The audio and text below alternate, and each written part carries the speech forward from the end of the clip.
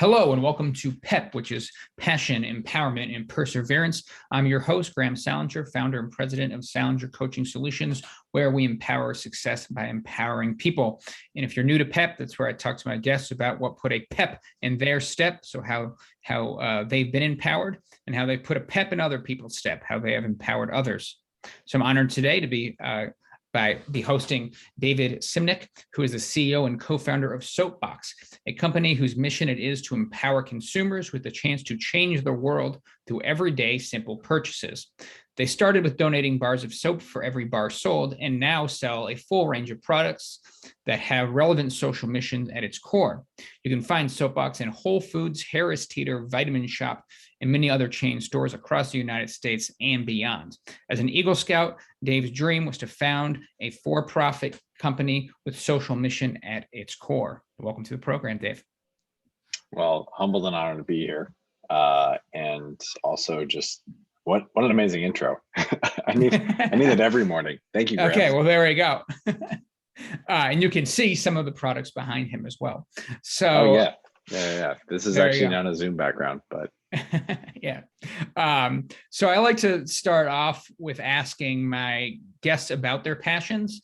I do that because as a coach, I help organizations identify their passions, clarify and strengthen their purpose, and develop perseverance so that teams can adjust and thrive when there are challenges.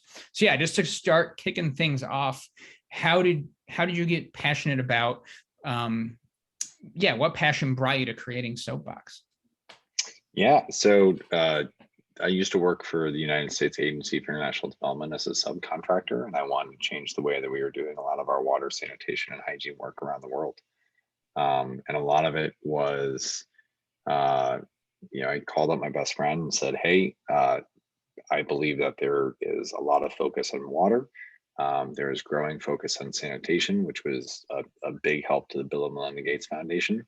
But there just wasn't a lot of focus towards hygiene. And that's where back in 2009, saw the big need. So we started this company with inspiration from Tom's Shoes, that every time someone buys one of our products, whether it be a shampoo, it'd be a treatment, it'd be a conditioner, body wash, liquid hand soap, bar soap, any of those products, we donate a bar of soap. And it's been just incredibly exciting to see the growth, as well as all the different changes that we've had over the years. It's also been really interesting that we've been able to acquire 3 other brands. So we own Bushwick Kitchen now, which is this guy. It's often one of the best-selling chili sauces on Amazon. And then we own a wide range of other condiments and food products under that brand. Wonderful founders, just incredibly excited to have been able to partner with them and take over the operations of that company. And then we also acquired a baby company that's launching in a very big way with a pretty big mass retailer early next year, as well as a skincare company. So we have 4 brands now. All of them have a different impact to them. And just incredibly excited and privileged to work with the team that I do on a daily basis. Yeah, can you talk to me about why impact is so important? What's the root of that? I don't think wash. Well, maybe it is that wash was really your passion at the beginning, but I have a sense that it's the social impact that was your passion, and wash was just the thing you saw needed to be worked on. Yeah, I think so. So Graham is very perceptive. The biggest thing for me has always been, it's not just about profit, and it's not just about making money. It's about how are you empowering a consumer to be able to make a difference through everyday purchases that they need to make anyways. And I think what's really interesting is that like what we've found out about the consumer time and time again is that they are there to buy the best product for them. So, it's value, it is packaging, it's obviously performance, and then within each category that we operate in, the hierarchy of what is important and what is not changes. But what we found is that the social mission can win a tie or beat a tie. So it's really not the reason they're buying it the first time, but it is absolutely the reason they're buying it after you prove that you make a great product. So it's a huge loyalty driver. But for me personally, in our team, why are we selling more products into the market? Like, but at the end of the day, you got to stop and kind of question, what is the actual benefit of all my work? And I think for us, we have something really demonstrable to show for it. We've been able to donate over 22 million bars. We know a lot of our projects that we have the privilege to work alongside and or directly fund around the world have saved lives. Like I don't know their faces, and I don't know exactly the places, but I know for a fact, just looking at statistics, that the customers that we have the privilege to serve have saved lives. And that's not too dramatic, because proper hygiene interventions have shown that you can see a 33% reduction in diarrhea related illnesses with children under the age of 5, and you can see a 50% reduction in I think I just messed that up. It's acute respiratory illnesses, and then it's 50% is diarrhea related illnesses. And those two are among the top 5 reasons why children under the age of 5 die. So it just, when like just looking at raw stats, it really is amazing. And like seeing what we've done in some of the Western provinces or it's actually Eastern provinces, we've partnered with Rotary International along with Clean the World Foundation, and we funded the soap for this project. But we saw a more than 90% increase in school attendance on a 6-month baseline study. So it just like, I think more than other, social mission company, or like, is we just really care. Like, it's like, this is the reason we started the brand. It's not that we wanted to start a personal care company and then we thought that this is a really cool marketing angle. It was, we wanted to solve this problem, and we wanted to create a good company around it. Okay. Are there certain, I mean, you sort of mentioned your work with USAID, but are there certain sort of life experiences that have made you so passionate about social impact at your core? I would say that a couple, but it obviously comes from, I would say, my parents. I think they always, really cared about giving back and being there for the community, and what do your actions add up to. But I'd also say Boy Scouts. Boy Scouts had a huge, profound impact on me. And one of the things that I really loved about my troop is there was a very large representation, a large diverse representation of various different social classes and backgrounds and education levels. And we went to campsites and areas of the country that were not well off. And you got to see face to face with what American poverty looks like. And I've also had the privilege to travel the world to see what other countries and what their baseline of poverty looks like. And you and I are incredibly privileged to be in front of computers, in what I assume is air conditioned environments that, getting food and or clean water is literally us making a couple feet to another destination. So I'd say that throughout my life, an understanding of how fortunate I was never far from me. But also that I'm a challenge junkie. I don't really enjoy vacation. And I'm an awful boyfriend. My girlfriend puts up with a lot. But I don't like being on a beach for a week. Sounds nice for 2-3 days, and then I start getting antsy, and then I start going crazy. So sure. I think I'll be doing this until I'm 6 feet under. Got it. So it's a combination of life experiences, but also just personality and drive that all of that came together. Absolutely. Okay. Awesome. Yeah. So, I mean, I think there are a lot of people that have ideas, good ideas that are both business ideas or social change projects, but they never quite convert those ideas into action. So what empowered you to make what is a great idea into a great company? I'm not trying to be humble. I actually really mean this. I don't think we're a great company yet. I think I think the fact is that we have great people, but I believe that we can do a lot more. And I'm also really excited for what we can do Mhm. in terms of all the opportunity that is in front of us. The I think a lot of how companies are, the way they are, comes down to culture, Mhm. and I think culture is instilled by its leaders.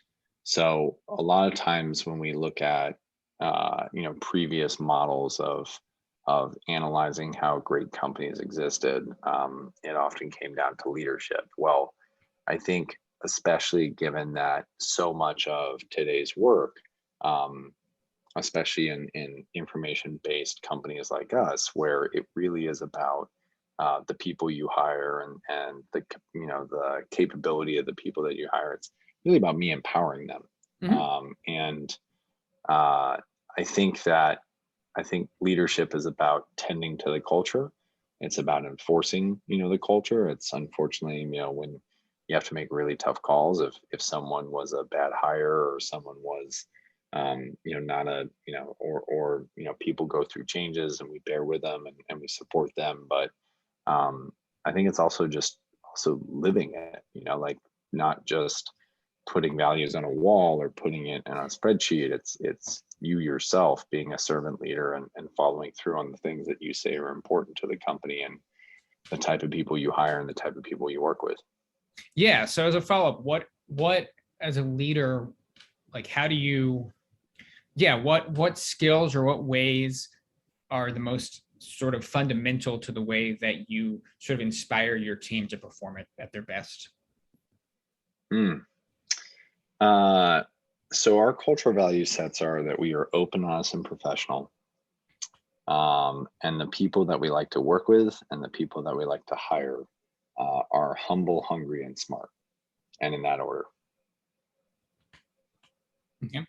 And how, yeah, as so you probably came up or in some way created those with your team. So how did that process come about, and how do you model that or keep people to those values? So, a lot of it just comes down to modeling from the top. I think I had the fortune to be a Teach for America educator. And one of the biggest things I learned is that people don't really mature past middle school. We get better at masking it. We get, as grown-ups, we do it better. But really the raw emotions don't really change. So the way I look at this is if you as a teacher or you as a leader expect a certain type of performance or decorum within your classroom or your workplace, you first and foremost have to model what you want to see. Mhm. And I'm a big believer in servant leadership. I'm a big believer in empowerment. I'm also a big believer that you only hire A players. Like B players hire C players, A players hire A players. And it doesn't always have to be that they have to be the smartest in the class, or you just need to find someone who's got that grit and is willing to put in the time and is willing to, be an incredibly hard worker. Don't get me wrong, intelligence is vastly important, but it just, like, I'd much rather have someone who is an A- student with no ego and is willing to like just put in the hours than someone who's an A+ student who thinks that they're God's gift to man, Mhm. and is an egotist. Like Sure. absolutely. So I think, when it comes to the type of results that gets, is when you really empower a team, and you hear and you listen and you treat them fairly and you support them when they hit hard times. I think that's when you have real loyalty. I think more than just real loyalty is like they really invest in your mission and your Mhm. vision, and they show up when they need to show up, and that's when you can really run through walls. Okay, yeah, let's touch on the last sort of part you talked about, because as I said in my intro, I focus also on perseverance, which can happen either when something dramatic happens, a world event, or there's a tension within an organization, or there are just challenges, mission driven. I mean, challenge challenges, you could do a whole spreadsheet just on the word challenge, right? So what are some challenges that SoapBox has faced that you as a leader have faced that you've overcome? And how did you overcome those challenges? Well, I mean, I just got some pretty awful news about 20 minutes ago. So, Oh, I'd say awful isn't like, my family is fine. And we've been trying to get into this one account for years. And the thing with consumer product goods is that you review once a year. For most categories, it's only once a year. And we just got notice that we're not going in this year. So if you talk about perseverance, like you're seeing it real time. You're seeing me process something in the back of my head that I really wanted. I wanted for our team. And I think the big thing is, I say this all the time, but win for the right reasons. Don't cheat, don't cut corners, don't sabotage your competitors, don't lie, just win for the right reasons. And I think more than that is, like whatever, regardless of your political opinion, there was a previous administration that I think started, because of that person's success, I think a lot of people started thinking that you could be an asshole and be a successful business person, or you could be incredibly cutthroat and be a successful business person. And I'm a big believer that I really don't believe in karma. I believe in reputation. And I think it's one and the same. I think that, when people realize that someone is a danger to the tribe, eventually they throw them out of the tribe. So to me, it is genuinely how I feel, and it's what I think is right.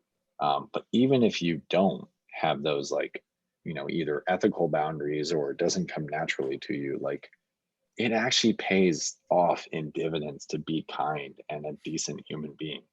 So I look up to people who, have been incredibly successful in business, who are great people. Jim Senegal, no one really knows his name, but everyone knows what he started, and that's Costco. I mean, Costco pays their people incredibly well. They're a great vendor to work with. I know this on firsthand experience. And they've beaten the biggest retailer in the world that tried to come and copy their model. And I look at this and I go, if there isn't a better definition of success of someone who cares deeply about his employees and also has shown that you can be a sustainable or a more progressive grocer in an incredibly difficult market, it's Jim. So I love seeing Costco succeed, because I know that, the team behind it walks the walk. So awesome. Yeah. And so when there are wrenches that might be thrown into that, right? What do you do to adapt? Well, so it's a great question. And like I said earlier, you're seeing it real time. Yeah, fair enough. So it was funny because, like, literally, like I was like, oh, nuts, I got this interview, like, put on a face, like, let's do this. And you're asking all the questions where it's just like, how do you persevere? I'm like, well, so, but I mean, look, this is both wildly therapeutical, so thank you. But also, this is how the entrepreneurship journey goes. Right. It's a roller coaster. Sure. I will say, through doing this for 11 years, that the highs aren't as high anymore and the lows aren't as low. And that is, go ahead. Sorry. No, I was going to ask. I know you studied at AU. If I think you were in the Leadership Institute, right? So what, now having been doing this as a leader for 11 years, as you said, what have you learned from doing it that may have been a little bit different on paper? Like, not a classroom lesson, but things that you just learned in the last 11 years that you can't get out of an education experience solely.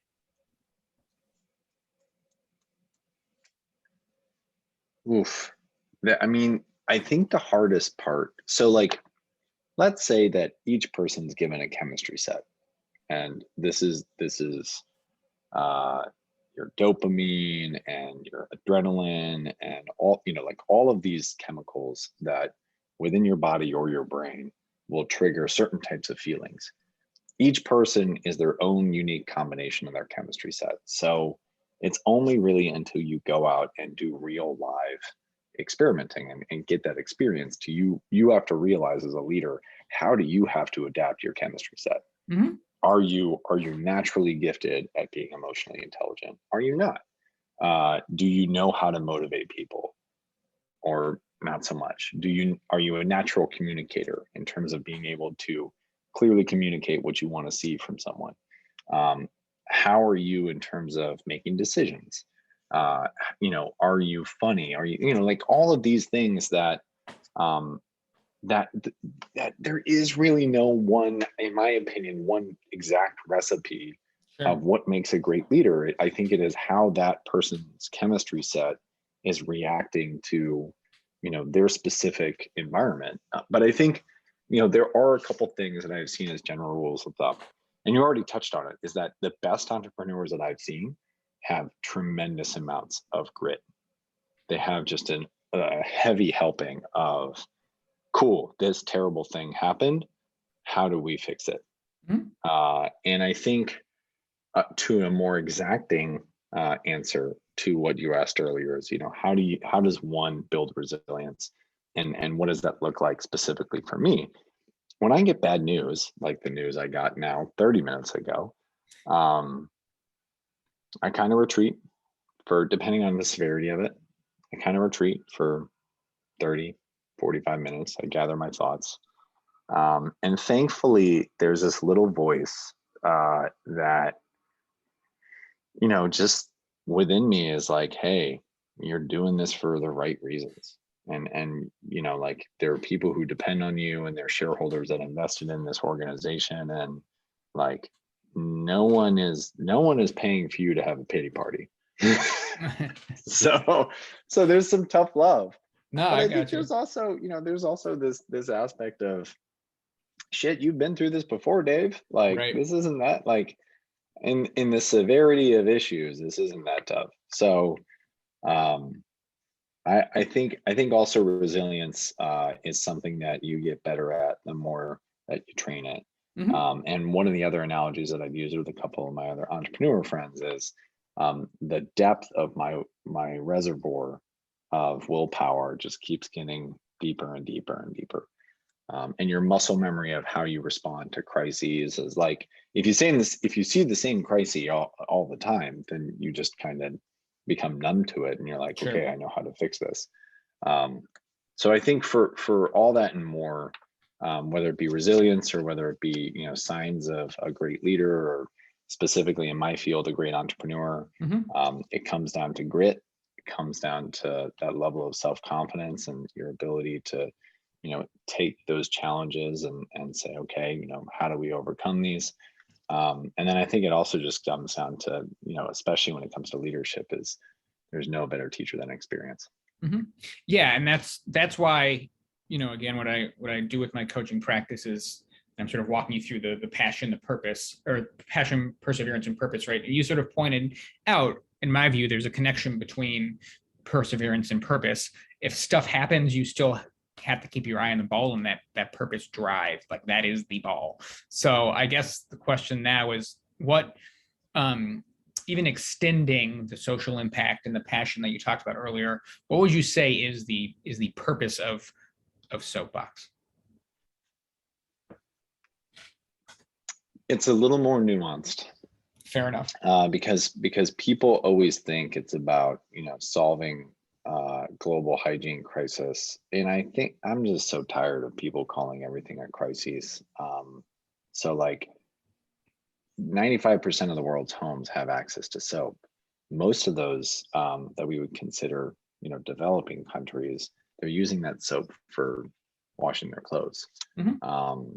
So now it's more about an education aspect of, Mm-hmm. great public health intervention and campaigns, and teaching kids that after you defecate or before you meal prep, to wash your hands. The data is there. Like there, you can see a staggering increase of health, of school attendance, of so many positive things that just, regardless of your nationality, as a human, you want to see in humanity. I think the other thing is, so most people think it's that. For me, it was about, I knew all these non-for-profits that were consistently holding galas and doing huge donation campaigns. And I was like, what if we ran a company where we just funded them and said, stop trying to raise money and just focus on doing the things and doing the good work that you started this non-for-profit for, right? Like, imagine if I were to walk into, any of our amazing partners like Clean the World Foundation or Splash or Sundara or Eco Soap Bank, and I was like, hey, I'm going to fund you to the tune of whatever you want. Go do the most good you can. And when I say the most good, I mean sustainable, community-led empowerment-driven models, right? And there's a ton of international development jargon that I just threw at you, but like, it's not about some white guy showing up in country X being like, I'm here to save you. Like, that's Right. awful. Like, we don't want that. Like, how can you empower our community to take care of that? And I think, and the reason I just short circuited that is because, like, you've heard those jargon before. Sure. How we do that at SoapBox is we don't donate soap to areas outside the country.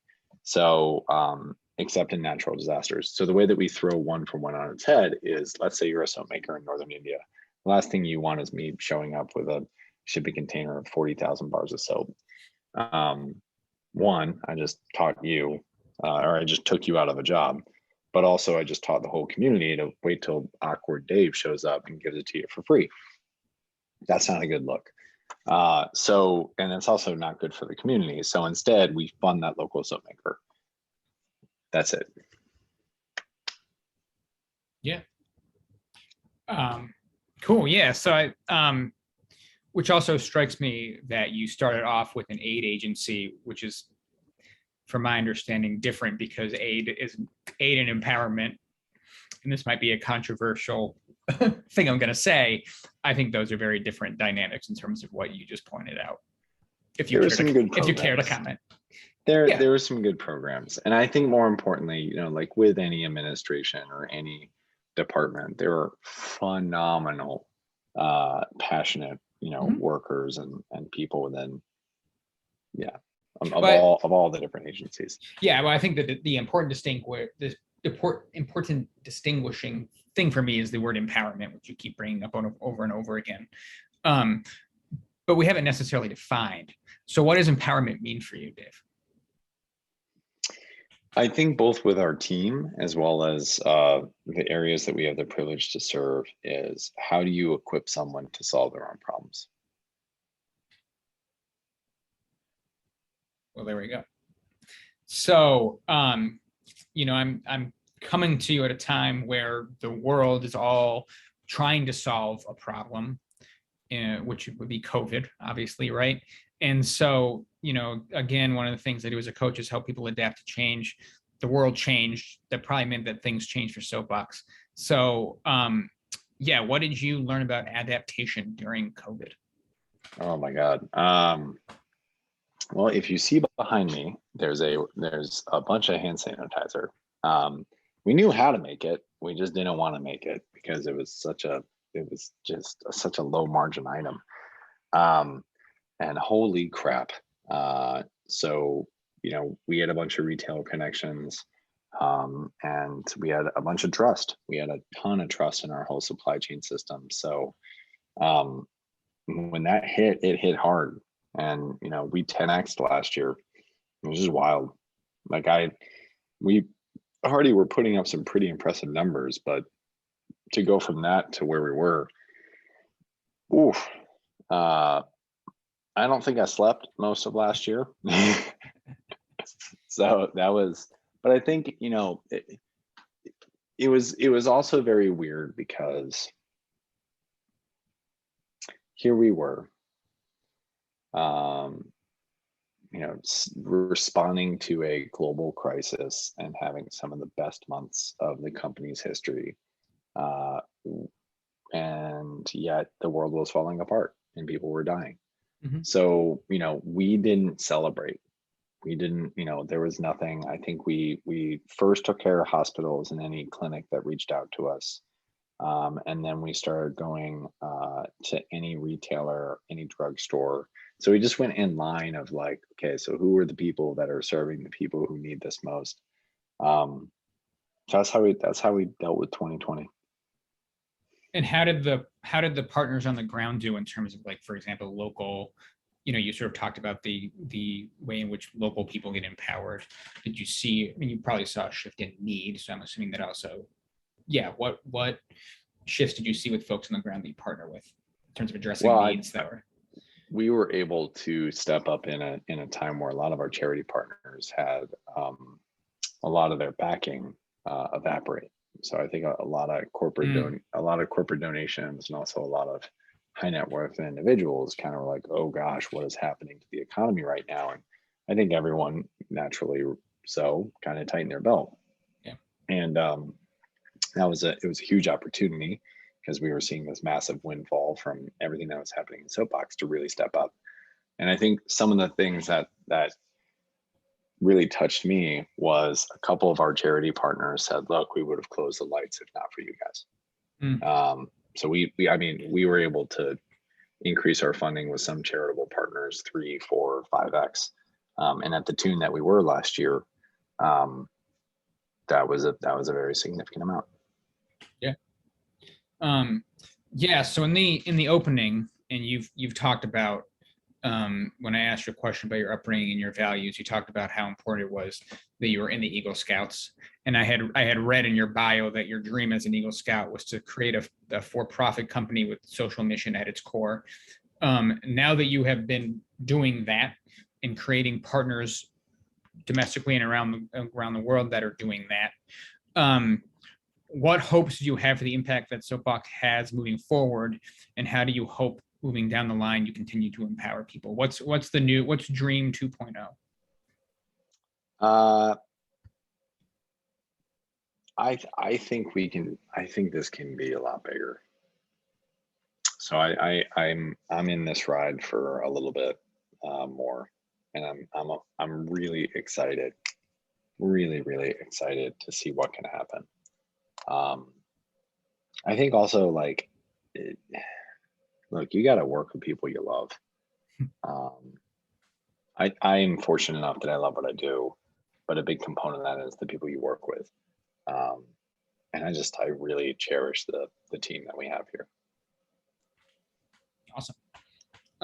Yeah. So is there anything else you want to add about entrepreneurship, perseverance, team management, leadership, all the good topics we've already touched on? Just, you have the floor. Do with it what you will. One of the, I'll say this. I'd say the biggest thing is that have a mentality that you can always be better. Encourage 360 feedback. Hire people smarter than you. Hire people who are better than you. And have that level of, I would say, have a level of humility in all aspects of what the business can teach you. So I'd say, but above all, like, I'll say this again, the entrepreneurs that I've seen that have consistently done incredibly well just have a second helping of grit.